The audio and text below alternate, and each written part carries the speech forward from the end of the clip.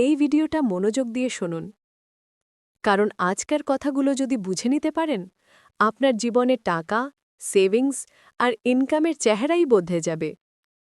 জানবেন কিভাবে ধনী মানুষ ভাবেন আর কেন গরিব মানুষরা সারা জীবন পরিশ্রম করেও পিছিয়ে থাকে। তাহলে চলুন শুরু করি আজকের অনুপ্রেরণাদায়ক গল্প। আজকের বইটির নাম হল রিচ ড্যাড পুয়ার ড্যাড। লেখক হলেন রবার্ট টি কিওসাকি। এই বইটি শেখায়, ধনী হতে হলে প্রথমে মানসিকতা বদলাতে হয়। ব্যাংক ব্যালেন্স নয়, চিন্তাধারা গুরুত্বপূর্ণ। ধনী মানুষ টাকা আয়ের পথ খোঁজে, আর গরিব মানুষ চাকরির নিরাপত্তা খোঁজে।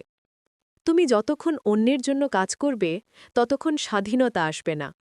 প্রথম শিক্ষা: অ্যাসেট মানে এমন কিছু যা তোমাকে টাকা আনে, আর লায়াবিলিটি মানে এমন কিছু যা তোমার টাকা খরচ করায়। তুমি যদি সত্যি ধনী হতে চাও, তাহলে তোমার সময়, জ্ঞান আর ট্যালেন্টকে অ্যাসেটে রূপান্তরিত করো। প্রতি মাসে নিজের আয় থেকে কিছু টাকা আলাদা রাখো। এই নীতিটাই হল পে ইয়োরসেলফ ফার্স্ট। সেভিংসকে খরচের পর নয়, খরচের আগে রাখো। ধনী মানুষ টাকাকে তাদের জন্য কাজ করায়, আর গরিব মানুষ টাকার জন্য কাজ করে। রিস্ক নিতে শেখো, কিন্তু জ্ঞান ছাড়া নয়। ফাইন্যান্সিয়াল এডুকেশন হলো আসল শক্তি। আর মনে লেখো, বাজেট মানে কষ্ট নয়, বাজেট মানে লক্ষ্য। তুমি যদি পরিকল্পিত হও, তাহলে ছোট ইনকামও বড় ভবিষ্যৎ গড়তে পারে।